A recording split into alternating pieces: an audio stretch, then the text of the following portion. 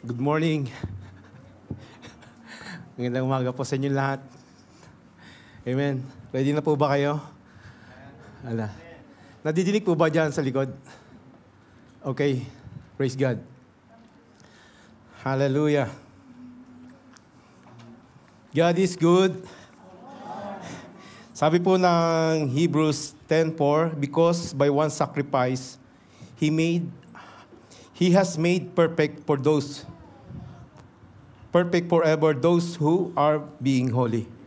So, according to Hebrews 10:4, tayo daw po ay ginawang perfecto ng Diyos sa kanyang harapan. Amen. Hallelujah. Pag sinabing perfect ay wala pong nakikitang dungis. Amen. Malinis sa harapan ng Diyos dahil sa dugo ng ating Panginoong Hesus. Amen po ba doon? Kaya nga po sa umagang ito ay ating pong pakinggan ang salita ng Diyos. Dahil ang salita ng Diyos po ay mahalaga. The Word of God is important in our lives. Amen. According to Hebrew 4:12, for the Word of God is alive and active, sharper than any double-edged sword. It penetrates even to the dividing soul and spirit, joints and marrows. It judges the thoughts and attitudes of the heart. So napakahalaga po ng salita ng Diyos sa ating mga buhay. Amen. Dahil ang salita daw po ng Diyos ay nagpe-penetrate sa ating mga puso, sa ating isipan, even sa pinakamalalim na bahagi ng ating pagkatao. Ang salita ng Diyos po ay kaya niyang mag-penetrate. At dahil doon, ay ilalantad niya ang lahat ng mga bagay na hindi nais ng Diyos upang tayo po ay magbago. Amen? Ang nais ng Diyos ay tayong makagaya, makatulad ng kanyang anak na si Kristo. Amen? Agree po ba kayo doon? Na tayo po ay mabubuhay ng matuwid at banal sa harapan ng Diyos. Amen. Kaya nga po, kung ako sa inyo, ay, huwag kayong matulog. Amen. Kapag may nakita kayong matulog dyan, alam nyo na ang gagawin. Kurutin nyo ng madiin. Dahil mga kapatid, ayaw ko po kayong umuwi na talunan sa umagang ito. Isang linggo na nagdaan na sobrang napagod tayo. Amen. At isang araw na tayo ay makikinig, ay sasayangin pa ba natin to? Hindi na, di ba? Hayaan natin ang words of God ay kumilos sa ating mga buhay. Amen. Amen! Nakikita ko yung iba, layo ng isip eh. Arang wala dito.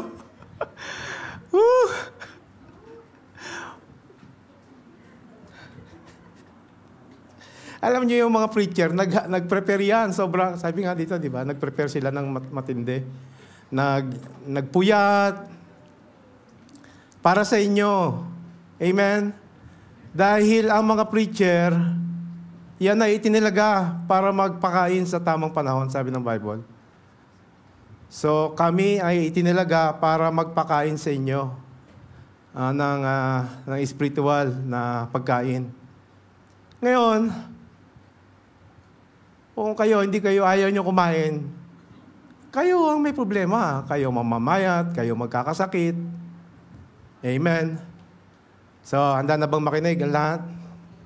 You see? Walang matutulog ngayon na. Okay. Ang pag-aaralan po natin sa umagang ito is the parable of the lost son. Okay? The setting of the parable, the setting is the community of a village, not an isolated household on farmland. Farmers did not live on their land, but lived in the close-knit village community made up of family and other kin and neighbors. The whole village would have witnessed the story unfolding. So ang story daw po ng parable of the lost son ay, ito daw po ay nandoon sa lugar na kung saan ay nasa community, nasa kalagitnaan sila ng community. Okay?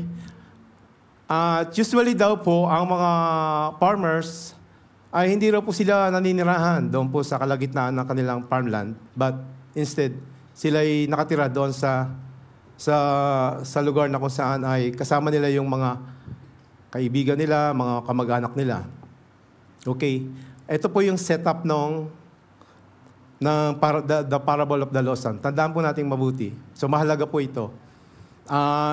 Dahil nais ipaalam ng parable na ito kung ano ang nangyari dito po sa parable of the lost son. Nais ipaalam ng Panginoong Yesus na ito po ay alam ng karamihan. Okay? So, in verse 11, hallelujah, Jesus continued, "There was a man who had 2 sons. The younger one said to his father, 'Give me my share of the estate.' So he divided his property between them. Not long after that, the younger son got together all he had, set off for a distant country, and there squandered his wealth in wild living." So, meron daw pong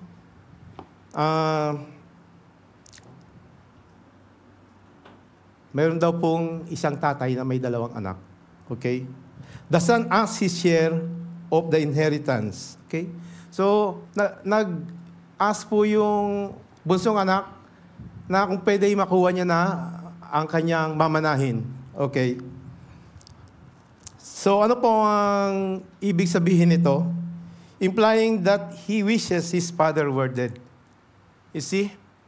So, in Jewish culture, there are 2 things na marireceive o 2 ways na marireceive ng anak ang kanyang mana. First is, his father is already dead. So, it means that what you call the last will and testament. Okay? And the second is, if his father is, wala na siyang kakayahang pamahalaan yung kanyang farmland, for example, kung siya ay, let's say may sakit na siya, he is sick or he's weak at di niya na kaya. So, ito lang po yung 2 bagay na pwedeng makuha ng anak ang kanyang mana. Subalit sa kwento po ng The Parable of the Lost Son ay malakas pa po yung tatay. Subalit yung pong kanyang anak na bunso ay hinihingi na po yung kanyang mamanahin. So, di ba, napakasakit para sa isang magulang na para bang wala ka ng halaga sa iyong anak. Amen?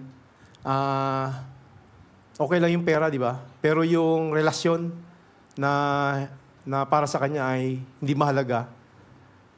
Para sa kanya, okay lang kahit na masira yung relasyon natin, mahalaga makuha ko yung pera.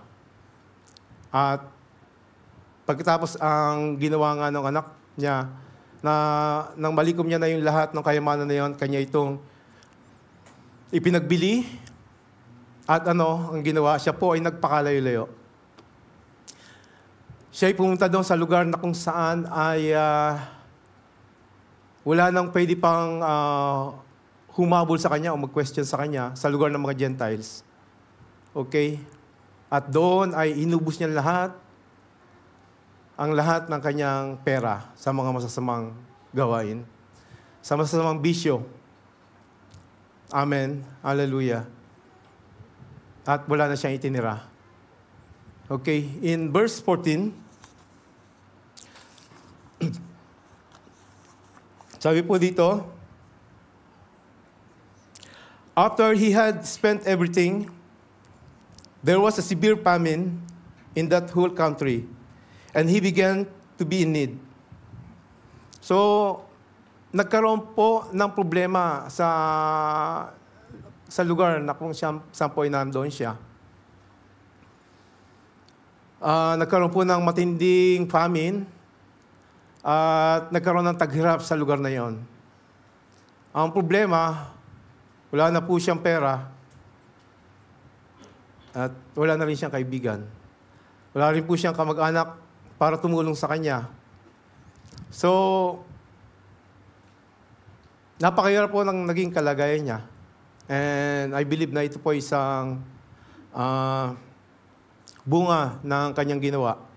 Consequence ng kanyang naging kasalanan na kung saan ay siya po ay naging masamang anak. Amen. So he went and hired himself out to the citizens of the country who sent him to his fields to feed pigs. Hindi ko masyado mabasa. So, okay. So, ginawa niya po, siya po ay namasukan bilang isang tagapagpakain ng pig, na which is yun po ay isang kahiyahiyang sitwasyon para sa mga Israelites dahil hindi po sila kumakain nito. No. So, ang problema, in verse 15, so he went and hired himself out to a citizen of that country who sent him to his fields to feed pigs. So he longed to fill his stomach with the pods that pigs were eating, but no one gave him anything. So ang problema po, kulang po yung sinasahod niya. Siya po ay nagugutom, hindi po sapat yung kanyang kinakain. At kaya nga, sabi niya, he longed to fill his stomach with the pods. Alam niyo po yung pods, kung ano yun? Sinerch ko po siya, siya po ay isang kagaya ng, alam niyo yung sigarilyas ba yun? Pwede bang pakisearch? Yung masarap na inahalo sa ano yun kulay green na gulay, pods. Pods, Ano yun? Peas. Correct. Chicharo, yan, chicharo. So, di ba masarap yun? Yes.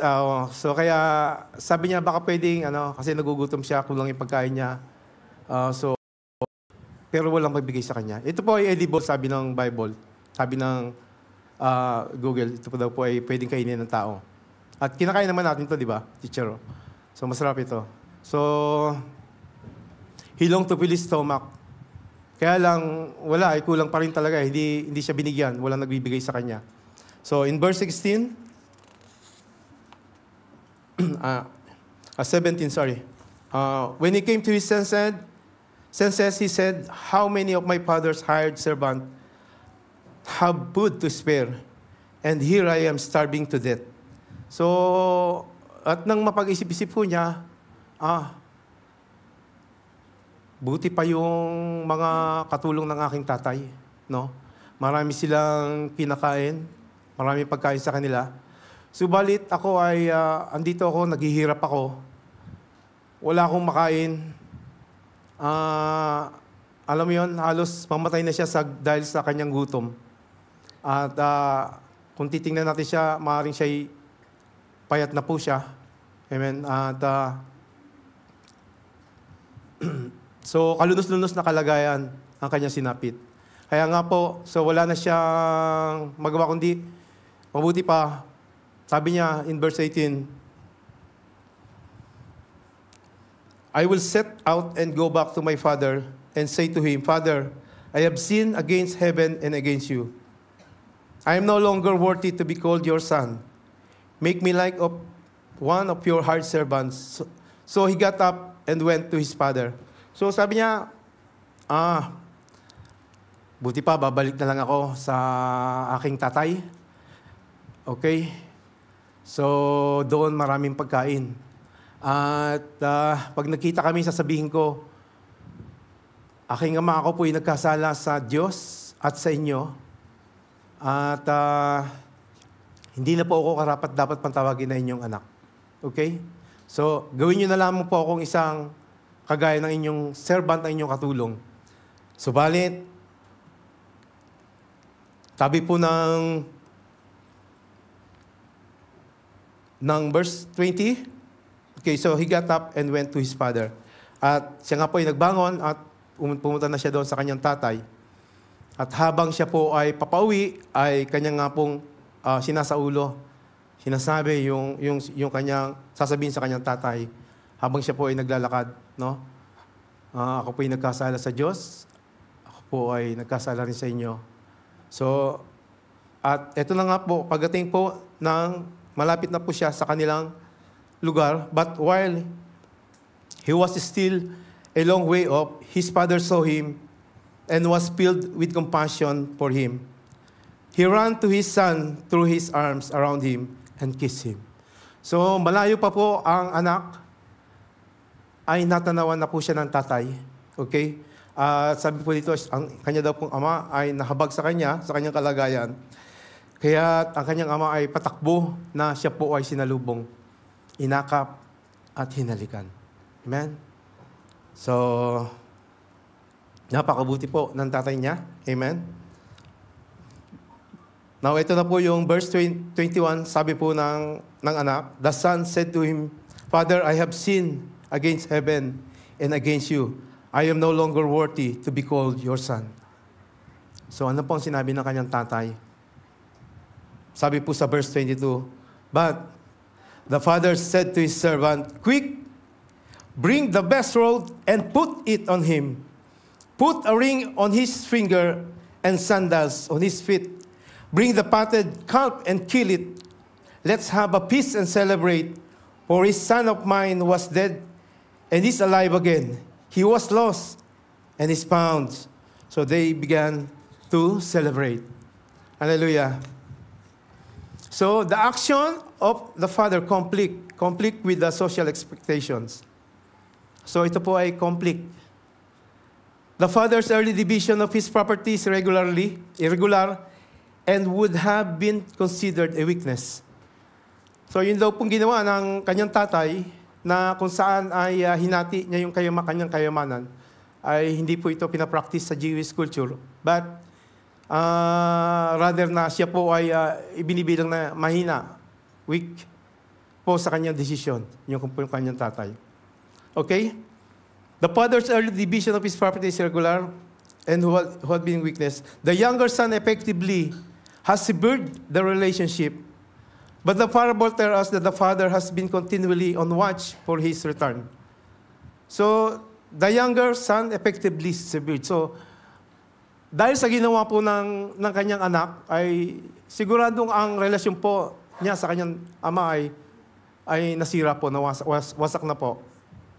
Subalit sinasabi po ng Bible na ang kanya raw pong tatay ay araw-araw ay naghihintay at nakatingin sa malayo. Inaantay ang kanyang pagbabalik. Nakuha po natin, para bang tila baga parang may mali sa ginagawa ng kanyang ama. Nasa kabila ng lahat na ang kanyang anak ay naglustay ng malaking salapi, but still, ang kanyang ama ay naghihintay pa rin sa kanyang pagbabalik. The father not only goes out to meet him, but he runs an action and would be considered undignified. So, isa pong kalapas na nga sa kanyang dignity, sa kanyang dignidad, ang kanyang ginawa na siya po ay tumakbo. Tinakbo po niya yung kanyang anak. Malayo pa, siya po ay tumakbo na. Hindi niya po hinantay pa na makalapit yung anak niya. So, inunahan niya na po ang kanyang anak.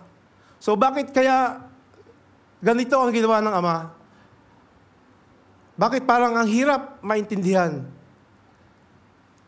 Siguro kung sa ating culture to, no, maaaring hindi mo natatanggapin yung anak sa ginawa niya. Sa sobrang kalapas na nga na ginawa niya.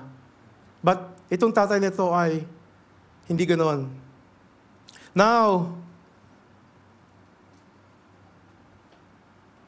his motivation was to indicate his public acceptance of the son.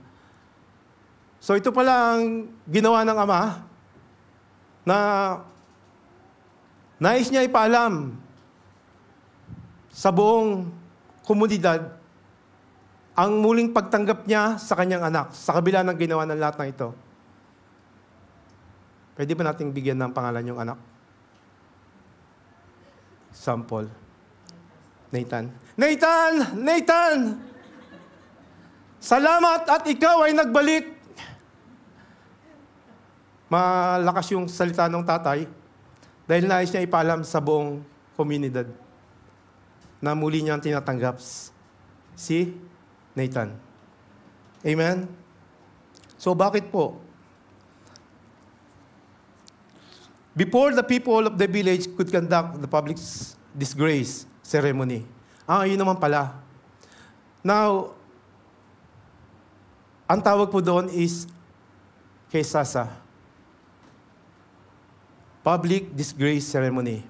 Kesasa was an ancient Jewish ceremony symbolizing the cutting off or severing the ties between an individual and their community. It was a ritual of public shame and ostracization, often involving the breaking of clay pot in front of the offender, signifying their banishment and rejection. So kumbaga sa atin, yung tinatawag na persona non grata, no? Unacceptable, di ka na-accepted sa lugar na ito. So, kaya pala, dahil sa ginawa ng kanyang anak, ay ang Jewish culture, so magkakaroon sila ng public disgrace ceremony na kung saan ay sasalubungin nila yung taong nagkasala at di nakarapat dapat pantanggapin. Mayroon silang daladalang isang pot, isang banga, at sa harapan po ng tao na ito, ay babasagin po ang bangang ito, na indikasyon na ikaw ay hindi na tinatanggap sa lugar na ito. Now, nakuha po natin kung bakit ang tatay po ay tumakbo doon po sa kanyang anak. It's because na dahil nais niya na ayaw niya na maagaw ng community ang kanyang anak. So inunahan niya ang komunidad na magsasagawa ng kesasa sa kanyang anak. Okay? So ipinakita ng ama. Ito'y kanyang inakap at hinalikan. So in the parable, the father runs to meet his son, not wanting him to be subjected to the shame and rejection associated with kesasa upon his return. The father's action highlight the contrast between the societal judgment and the boundless grace and love of God. Okay? So, dito po ay pinakikita ng ama ang kanyang pagprotekta sa kanyang anak. Amen? Hallelujah. So, kaya nga po, the father kisses the unclean son, gives him a garment of dignity, a ring that enables him to transact family business, and sandals. As servants generally went barefoot. So bago po mangyari yon, sabi ng tatay, quick, bring the best robe and put it on him. Put a ring on his finger and sandals on his feet. Okay? So, nandoon pa sa malayo, hindi pa sila nakakauwi ng bahay, ay inutusan niya ng kanyang servants na dalhin ang robe, the best robe, sabi ng kanyang tatay. At ito isuot sa kanya. Nakuha po natin, at siya isuotan ng ring at ng sandals on his feet. Sandals means na usually ang mga servants po noong time na yon, sila po ay walang mga suot na panyapak. So kaya nga po itong anak na to ay dahil sa siya naging isang servant sa ibang lugar, nang siya umuwi ay wala po siyang tsinelas, wala po siyang sandals. At sa kabila po ng lahat na ito, so ipinakita po ng kanyang tatay sa buong komunidad na muling niyang tinatanggap ang kanyang anak. Amen? At pagkatapos nito, Sabi niya, bring the fatted calf and kill it. Let's have peace and celebrate. So, nagpatay po sila ng isang baka at sila po ay nag-celebrate. For this son of mine was dead and is alive again. And he was lost and is found. So they began to celebrate. So nagkaroon po ng celebration sa kanilang lugar. Amen. The father kisses the unclean son, give him a garment of dignity, a ring that enables him to transact family business in sandals as servants generally went barefoot. Hallelujah. Next, he takes his prime market, produce and call celebration, presumably for the whole village, as fattened calf would feed dozens of people. By giving a party for the village, the father doubtly ensures that there can be no ceremony of public disgrace. So yun pala. Kaya pala siya ay nagpatay ng baka at inanyayahan niya ang lahat ng tao doon sa buong komunidad ay upang siguruhin na wala nang mangyayari pang public disgrace ceremony. Amen? Hallelujah? So,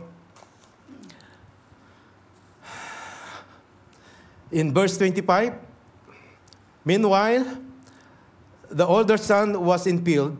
When he came near the house, he heard music and dancing. So he called one of his servants and asked him, "What was going on?" "Your brother has come," he replied, "and your father has killed the fattened calf because he has him back safe and sound." So, ito na po, yung panganay na lalaki. Anong pangalan? Nathan again. Nathan yung bunso. Kuya Kiko.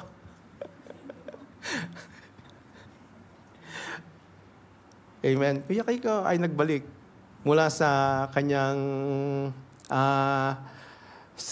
doon sa palayan, doon sa pagtatanim sa kanyang field.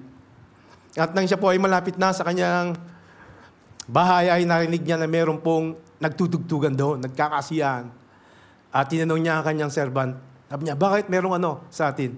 Sabi ng servant, yung kapatid mo bumalik, nagbalik. Kaya yung tatay mo nagpatay ng baka at sila'y nagkakasiyahan. So, in verse 28, hello, my friend.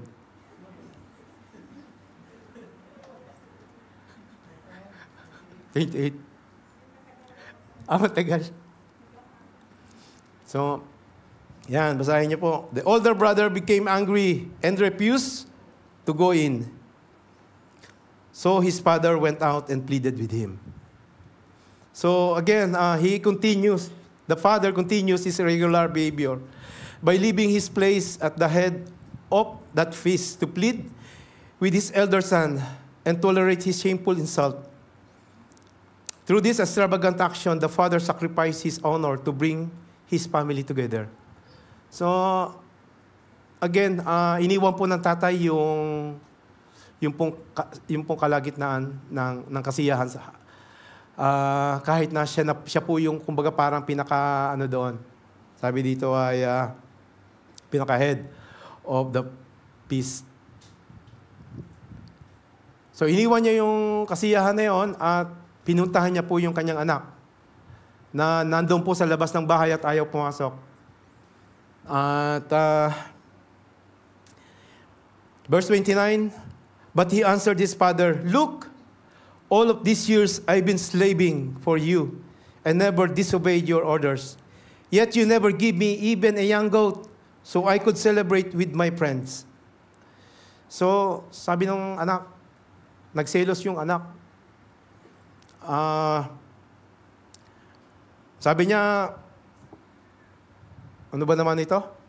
Sa tagal-tagal ng aking paglilingkod sa inyo. So, ang tingin niya sa sarili niya, naging na siya eh. Naging isang servant na lang siya, hindi na siya anak. So, ang tagal-tagal na ako ay naglingkod sa inyo at di ako gumawa ng bagay na ikagalit nyo. But, hindi nyo man lang ako nabigyan kahit na isang goat o ng kambing upang kami ng aking mga kaibigan ay magkasayahan. So, but when this son of yours, you see, sabi niya, but when this son of yours, subalit na ang iyong anak.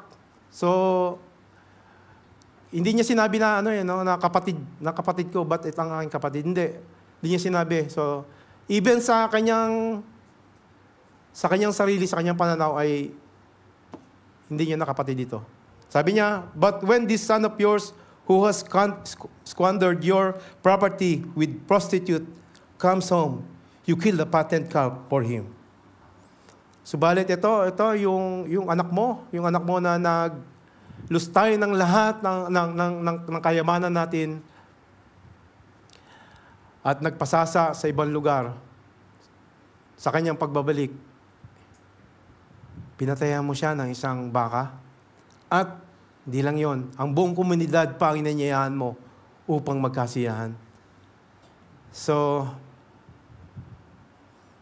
galit po si Kuya Kiko. Amen. Galit po siya. Ayaw niya pong pumasok ng bahay. At nandun lang po siya sa labas. Kahit na siya po ay pinakiusapan pa ng kanyang tatay. Amen. So, ayaw niya. Ayaw niya muling makasama ang kanyang kapatid. Amen. So, in verse 31,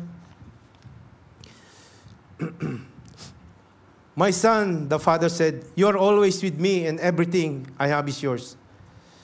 But we had to celebrate and be glad because this brother of yours was dead and is alive again. He was lost and is found. So, now, ano nga ba ang pagkakaiba ng dalawang magkapatid? So, yung pumbusong anak, iniwan po ang kanyang ama at namuhay po siya sa malayong lugar, naging alipin. Subalit, siya po ay nanatiling isang anak at ang nais, nang siya po ay magbalik, ay nais niya maging servant na lamang siya. Kinumpes niya ang kanyang mga kasalanan, kanyang maling ginawa. Subalit, siya po ay tinanggap ng ama. At ibinalik ang kanyang dignity ng kanyang anak. Amen? So, ano naman po yung sa panganay? So, bagamat siya po ay nanatiling kasama ng ama, but ang tingin niya sa kanyang sarili ay isang servant. Okay? So, matuwid ang gawa, subalit, natagpuan nasa labas ng bahay. Nakuha po natin yung pong pagkakaiba ng dalawa. So, pareho nilang sinuway ang kanilang ama.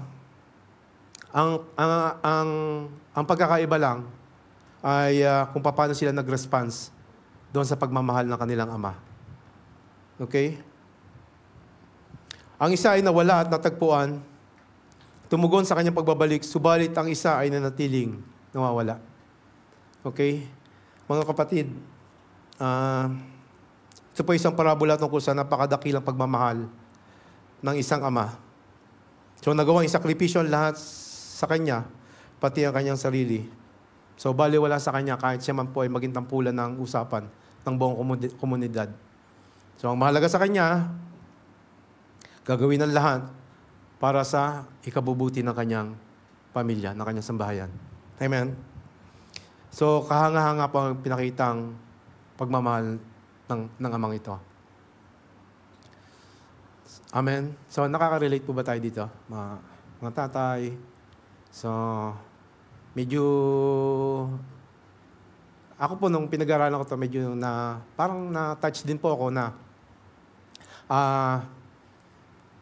ganito pala ang isang ama ng tahanan.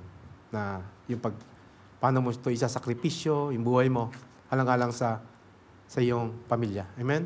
Hallelujah. So, isang parabola po na, again, napakadakila na ginawang sakripisyo ng ama. So, same situation din po mga kapatid sa atin na naranasan po natin ang napakadakilang pagmamahal ng ating Diyos. Amen? So, ito po yung pinapatungkulan ng kwentong ito. Ay walang iba kundi tayo. Tayo po yung lost son na dumating po yung time na tayo po ay ng ibang lugar. ng ibang lugar, nagpunta sa Bahrain. No. Joke lang po. Tayo po ay naging pasaway sa buhay natin bago natin tinanggap ang ating Panginoong Hesus. Tayo po ay maaaring ang iba rito ay nabuhay sa bisyo, sa masamang bisyo. Amen. So, itong buhay natin dati before, nung tayo po ay di pa tumatanggap sa Lord. So, naranasan natin ang isang magulong buhay, kagaya ng anak na ito. Amen. Naghihirap siya. So, minsan tayo, nung sa lumang buhay natin, di ba? Ganoon yung naranasan natin. Naging mahirap ang buhay natin, naging magulo. So, naging malayo sa Diyos tayo. Malayo tayo sa Diyos. So, yun yung dating buhay natin. But, salamat po sa ating Diyos. Ito na po yun. Bago natin sapitin yung God's wrath, no? Yun yung public disgrace. Yung God's wrath, ay isinave niya na po tayo.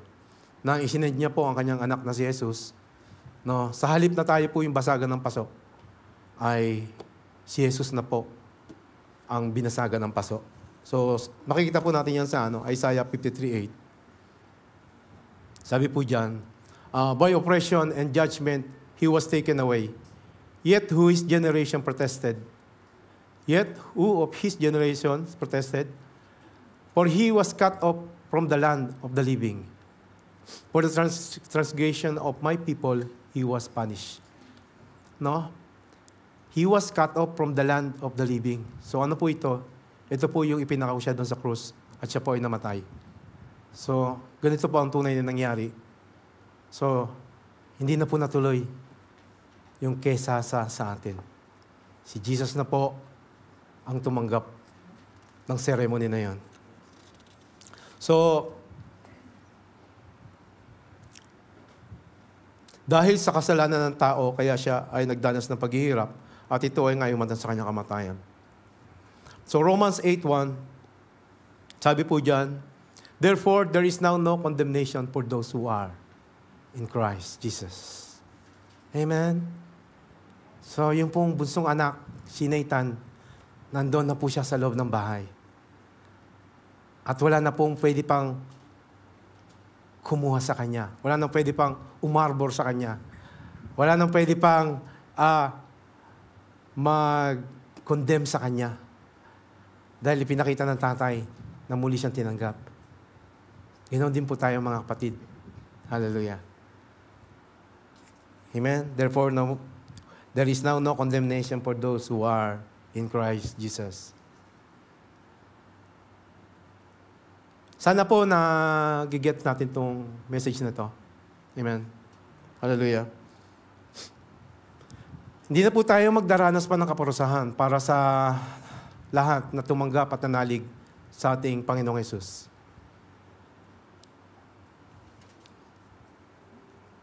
So, muli pong nabalik ang relasyon natin sa Diyos. Na ito po ay nasira dahil sa kasalanan. At ang kasalanan iyon ay ipinatawad na po ng ating Diyos nang siya po ay namatay doon po sa krus ng Kalbaryo. Imbis na tayo po ang magbayad ng kasalanan na iyon, siya na po ang nagbayad. So, kaya nga po tayo ngayon ay yung relasyon natin sa Diyos ay muli na po itong naibalik. Hallelujah.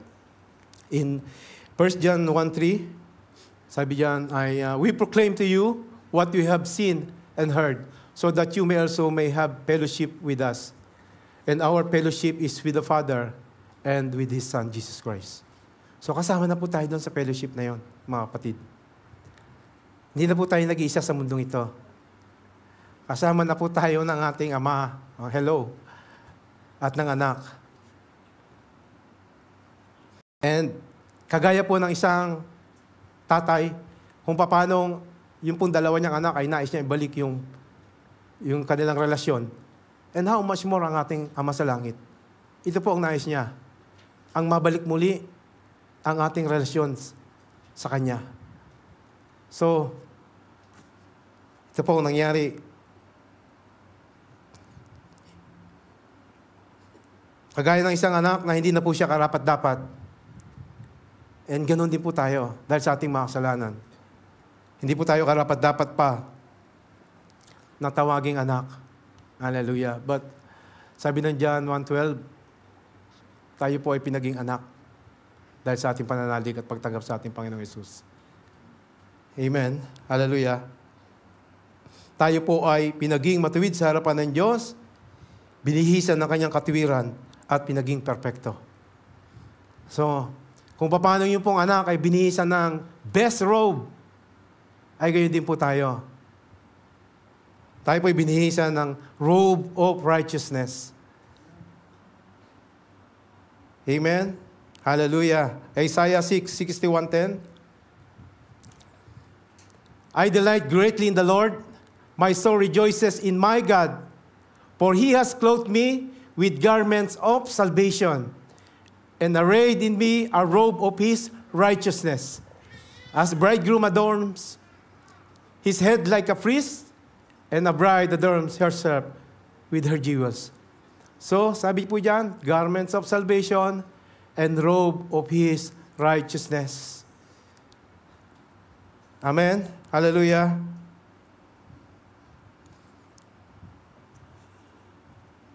Now, again, kung sa dati nating buhay na kung saan tayo po ay nagpapasaway, amen?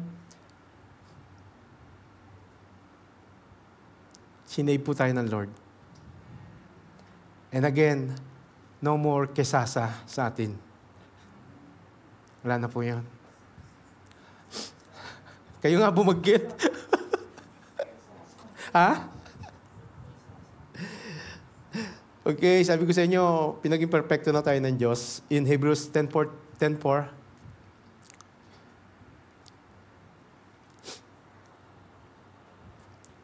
It is... So, sorry. May mistake po dyan. Because by one sacrifice, He has made perfect forever those who are being holy. So, ulitin ko po because by one sacrifice, kanina po sacrifice yun? Kay Jesus. He has made perfect forever those who are being holy. So, again, Luke chapter 15:7. I tell you that in the same way, there will be more rejoicing in heaven over one sinner who repents than over 99 righteous persons who do not need to repent. Hallelujah. So, nung po ikaw ay nagsuko ng buhay, tumanggap sa ating Panginoon, nagkaroon po ng kagalakan doon po sa kalangitan. Amen? To ensure, again, no more kesasa sa atin. Kung paano yung alibugang anak ay pinagpatay ng pinatabang baka, now, same thing po sa ating mga kapatid. Ganun po nangyari. Nagkaroon ng sobrang kasiyahan doon sa langit nung ikaw ay nagbalik sa ating Panginoong Hesus. Amen? Nung tinanggap po siya bilang Panginoon at tagapagligtas. Sabi ko nga, sa tingin ba natin magkakamali sila na mag-rejoice doon? Tapos, and yet, ang hantungan mo ako pahamakan. No, it's not. Hindi po nagkakamali ang langit. So, nung tumanggap ka sa Panginoong Hesus, nagsaya ang buong kalangitan. Amen? Hallelujah. Now, sino yung greatest lover natin? Sino po yung greatest lover natin? Jesus. Amen. Sige po, atin pong ipakita yung last slide. Ayan. Sabi po dyan is, God is the greatest lover. Okay? So love, ito po yung John 3:16. For God so loved the world, He gave His only Son, and that whosoever believeth in Him should not perish but have everlasting life. So, sino po yung greatest lover natin? Ang God. Amen? So love, the greatest degree. The Word, the greatest number. That He gave the greatest act. His only begotten Son, the greatest gift. that whosoever, the greatest invitation, believe it, the greatest simplicity. In Him, the greatest person, we should not perish, the greatest deliverance, but the greatest difference, have the greatest certainty, everlasting life, the greatest possession. Amen? Hallelujah. Tayo na po tayong lahat, mga kapatid. Nawa po ay naranasan nyo sa umagang ito ang pag-ibig ng Diyos. Hallelujah. Aming Diyos, nagpapasalamat po kami sa inyo sa umaga pong ito. Sa napakadakilang pag-ibig na ipinaranas mo po sa amin. Hallelujah. Kung paano po yung po isang ama ay hindi niya na po inalintana ang kanyang dignidad. Isang nais niya, Panginoon, ang maibalik na muli ang relasyon, ang nasirang relasyon ng kanyang sambahayan. Napakadakila ng kanyang ginawa.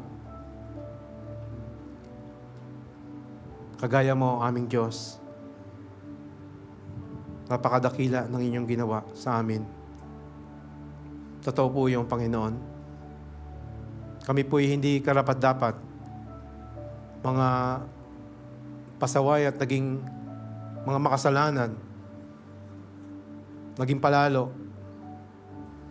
Subalit, hindi mo kami pinabayaan at lalong hindi mo kami iniwan. Hallelujah. Pinadala mo ang iyong anak na si Jesus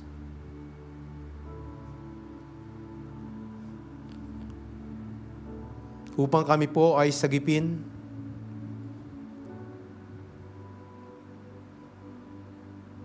sa kaparusahang naghahantay sa amin. Salamat, Panginoon. Salamat, aming Diyos. Imbis na kami ang magdanas ng kesasa na ito, ay si Jesus po ang tumanggap ng lahat ng ito. Napakadakila ng inyong ginawa, aming Diyos. Naway patuloy mo pong ipaalam sa amin ang dakilang ginawa mong ito, Panginoon. Simo po sa amin ang pagdududa, Panginoon, pag-aalinlangan. Palitan mo po ito ng pananampalataya, O Lord. Hallelujah. Nasa inyo, Lord, kami po ay wala nang dapat na ipangamba.